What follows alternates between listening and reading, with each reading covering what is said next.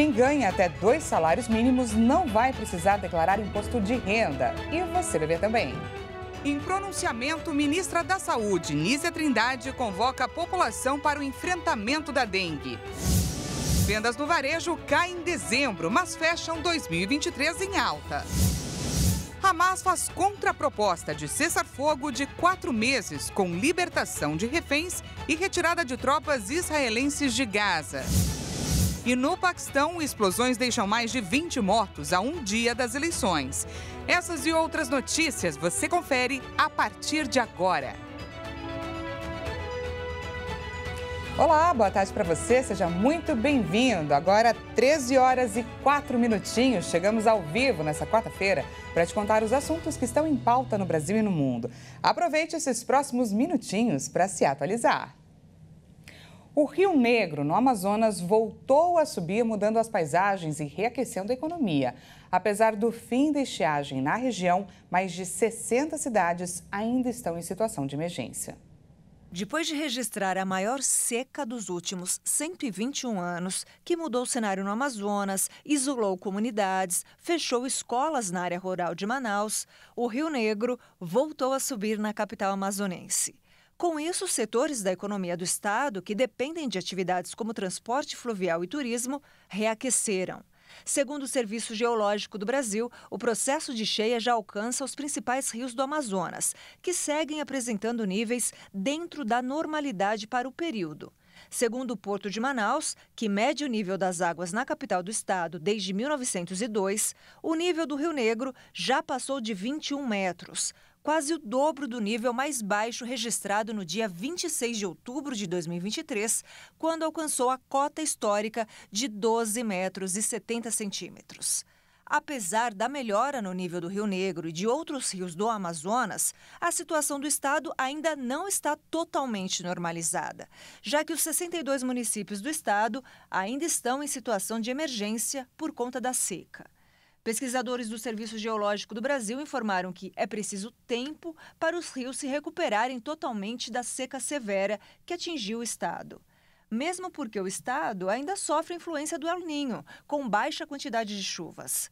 No momento, Tabatinga, no Alto Solimões, está apresentando oscilações e até mesmo descidas.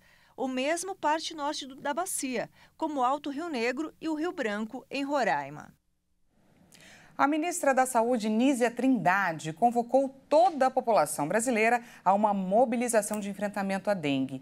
Isso porque os casos dispararam e alguns estados, inclusive, já declararam situação de emergência por conta do aumento de casos. Em pronunciamento em rede nacional de rádio e televisão, Nízia Trindade falou que a participação de todos os brasileiros é fundamental nos cuidados e na prevenção contra a dengue.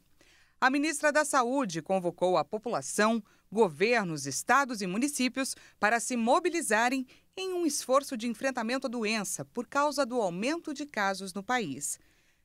Nízia Trindade explicou que o combate ao mosquito transmissor da dengue começa dentro de casa e exige ações simples que os próprios moradores podem se responsabilizar. E acrescentou que os agentes de combate às endemias também estão visitando as casas para dar suporte à população. Precisamos redobrar os cuidados com as nossas casas e nas áreas em volta delas. Cerca de 75% dos focos estão dentro de casa. Vamos tampar as caixas d'água, descartar o lixo corretamente, manter as vasilhas de água dos animais sempre limpas, guardar garrafas e pneus em locais cobertos, retirar água acumulada dos vasos e plantas. Nessa missão, conte com o trabalho fundamental dos agentes de combate às endemias.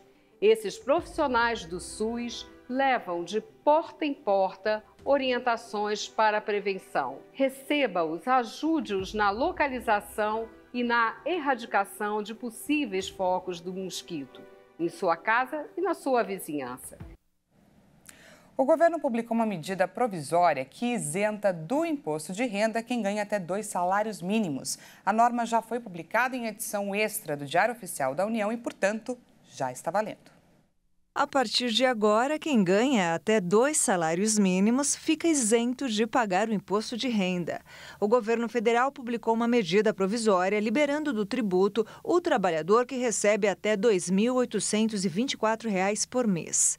De acordo com o governo, a medida deve isentar 15.800.000 brasileiros do imposto de renda. Antes, o teto de isenção estava em R$ 2.640. O valor correspondia a 2 salários mínimos do ano passado. Com o reajuste do mínimo, que passou de R$ 1.320 para R$ 1.412 neste ano, quem recebia menos de 2 salários mínimos teria de pagar o tributo. Em janeiro, o presidente Lula prometeu que o governo revisaria a tabela do imposto de renda para incluir esses trabalhadores na faixa de isenção. O Ministério da Fazenda informou que a mudança na faixa de isenção está adequada às leis de diretrizes orçamentárias e de responsabilidade fiscal. O impacto em redução de receitas é estimado em R$ 3 bilhões para 2024. As vendas no comércio varejista caíram em dezembro, mas fecharam o ano em alta. Segundo o IBGE, o crescimento anual teve o melhor desempenho que no ano anterior. Apesar das vendas no comércio varejista fecharem em dezembro em queda de 1,3%, o setor encerrou o ano com alta acumulada de 1,7%. O IBGE informou que esse foi o 6º ano seguido de resultados positivos. O crescimento em 2023 sinalizou um desempenho superior ao de 2022, que fechou em 1%, no menor resultado da série positiva, iniciada em 2017. A queda mensal de 1,3% na passagem de novembro para dezembro representou o 2º resultado negativo e de maior amplitude do ano de 2023. 6 das 8 atividades pesquisadas pelo IBGE tiveram queda em dezembro. Material para escritório e informática, móveis e eletrodomésticos, artigos de uso pessoal, vestuário e calçados, livro e papelaria e artigos farmacêuticos e perfumaria.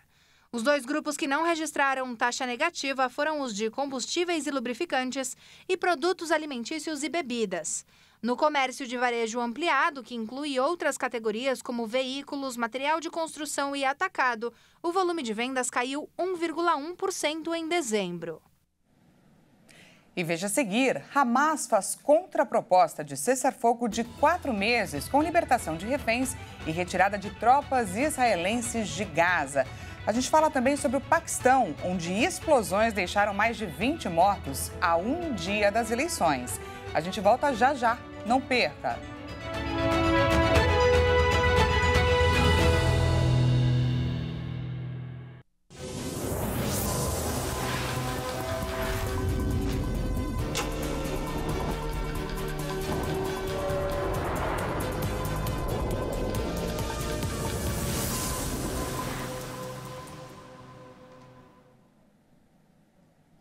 Seja bem-vindo mais uma vez, nós estamos de volta e ao vivo, agora 1h13 pelo horário de Brasília. Voltamos com os destaques internacionais dessa quarta-feira para você. Pelo menos 22 pessoas morreram e 37 ficaram feridas nessa quarta-feira no Paquistão em 2 explosões perto de comitês de campanha de candidatos. A tragédia acontece um dia antes das eleições legislativas. Vamos ver. A campanha foi marcada pela violência e por acusações de manipulação após a detenção do ex-primeiro-ministro e vencedor do pleito em 2018, Imran Khan, que foi destituído do posto de chefe de governo pelo parlamento em 2022 em uma moção de censura. O primeiro ataque aconteceu diante do comitê de um candidato independente no distrito de Pishin, a quase 50 quilômetros da cidade de Quetta, a capital da violenta região do Baluchistão. A segunda foi registrada perto do gabinete de um candidato do Partido Islamita, Jamia Ulema e Islam F, na cidade de Qila Saifullah, 120 quilômetros mais ao leste. Mais de 500 mil de agentes das forças de segurança foram mobilizados nesta quarta-feira, véspera das eleições, enquanto as autoridades distribuíam as células de votação em mais de 90 mil centros eleitorais do país. A votação começa na quinta-feira, às 8 da manhã, no horário local, com quase 18 mil candidatos para as 266 vagas eleitas diretamente no Parlamento Nacional e as 749 das 4 assembleias provinciais. A campanha foi marcada por vários incidentes de segurança. Pelo menos 2 candidatos foram assassinados e dezenas foram alvos de ataques.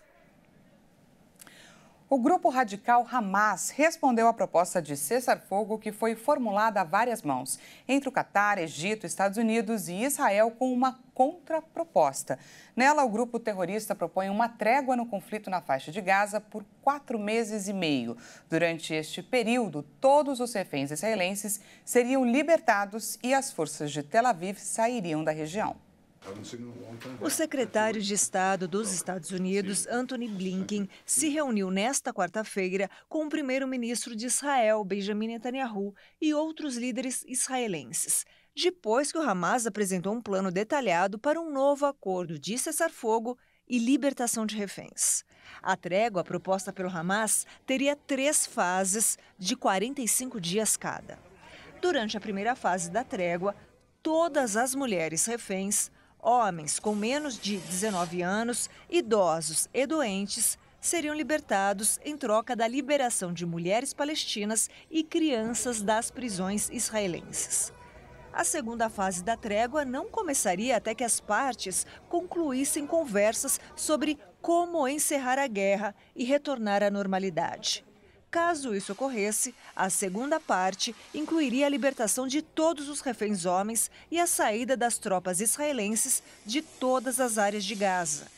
Durante a terceira fase, corpos e restos mortais de israelenses seriam trocados por prisioneiros palestinos. A proposta do grupo terrorista Hamas também envolveria um aumento no fluxo de ajuda humanitária para o enclave palestino. A agência de inteligência de Israel afirmou que estava avaliando a proposta do Hamas, mas o primeiro-ministro, Benjamin Netanyahu, já ressaltou em diversas oportunidades que as tropas israelenses não sairiam até que a destruição do grupo terrorista Hamas fosse concluída. A guerra começou no dia 7 de outubro, quando terroristas do Hamas invadiram o território israelense, mataram 1.200 pessoas e sequestraram 240. Após o ataque, as forças israelenses iniciaram uma ofensiva contra a organização terrorista em Gaza, com bombardeios aéreos e invasão terrestre.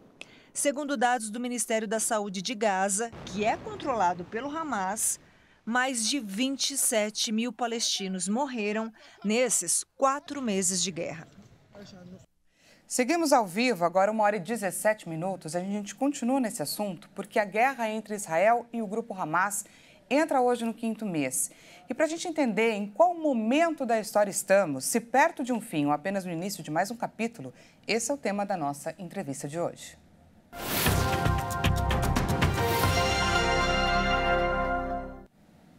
Então, para trazer um balanço sobre esses 4 meses da guerra em Gaza, recebo o mestre em Relações Internacionais, Ricardo Rios. Seja muito bem-vindo. Obrigado, Daniela. Boa tarde a você e a quem nos assiste.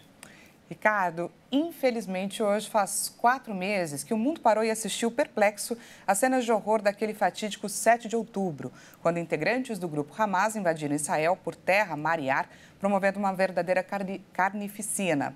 A partir de então, o primeiro-ministro prometeu uma resposta firme e deixou claro que a faixa de Gaza seria transformada numa ilha de ruínas. Ricardo, traz para a gente um balanço desses 4 meses de guerra. Bom, Daniela, Netanyahu internamente em Israel pode ser acusado de tudo, menos de mentiroso, porque ele prometeu e de fato vem cumprindo, né? A presença palestina em Gaza vem sendo apagada de forma muito forte. Universidades, cartórios, hospitais, templos, sítios arqueológicos, casas, ruas, tudo vem sendo destruído. E esse território, assim que neutralizado totalmente, é muito provável que ele vire assentamento de colonos israelenses. O que acontecerá com a população palestina concentrada hoje ao sul de Gaza é um mistério.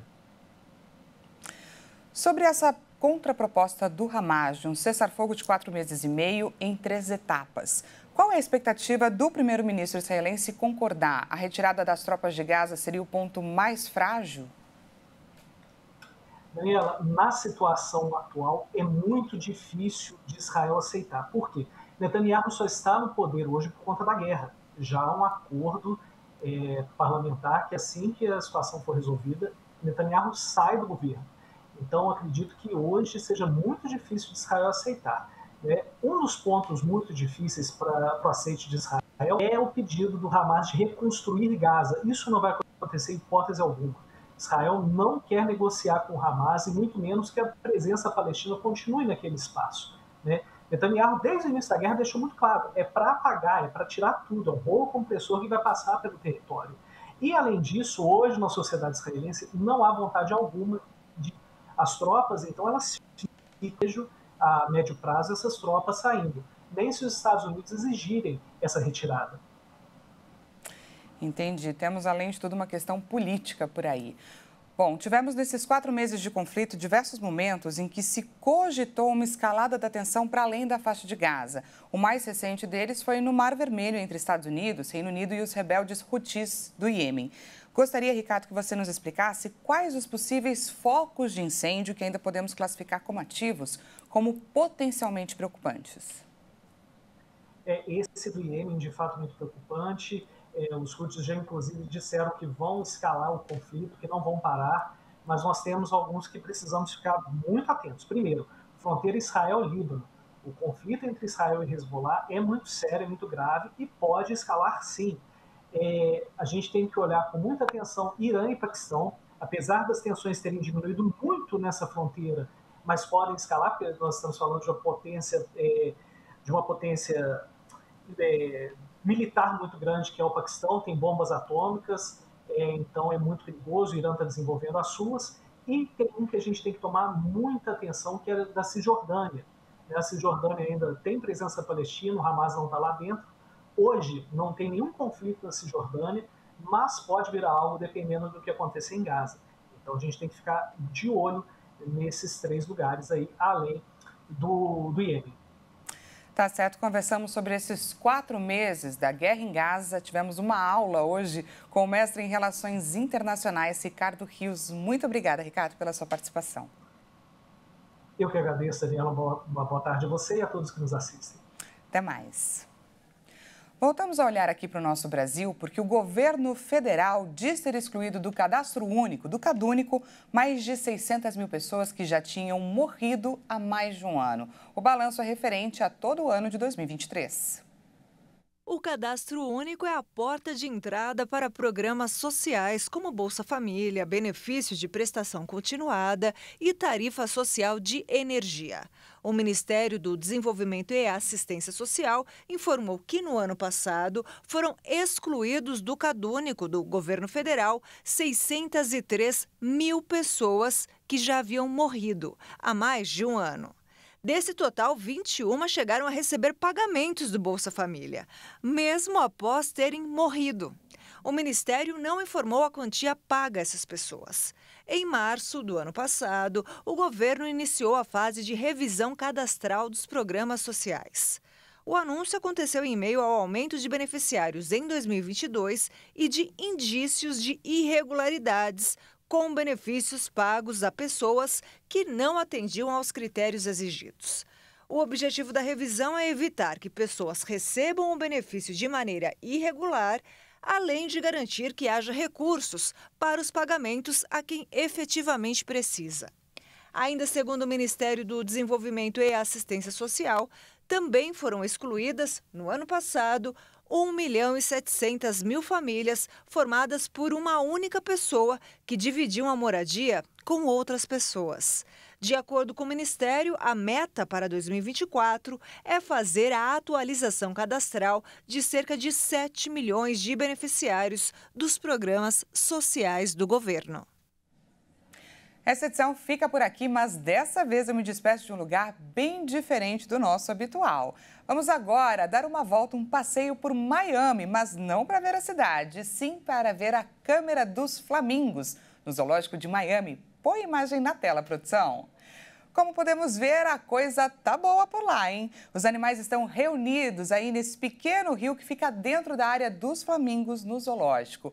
Incrível e bem diferente do nosso comum. Há quem procure sombra e água fresca, esses aí querem bronze e água fresca, não é mesmo? Estão bem debaixo do sol. Esse zoológico reúne diversas espécies e é considerado o maior e mais antigo de toda a Flórida. Ele existe, gente, desde 1948. Tem atrações interativas, você pode alimentar os animais, andar de barquinho, passear de trem. É diversão para a família toda. Essa edição fica por aqui. Muito obrigada pela sua companhia. Não se esqueça que daqui a pouquinho Juliana Dariva chega com mais notícias para você. A 1h50. Uma ótima tarde. Até amanhã.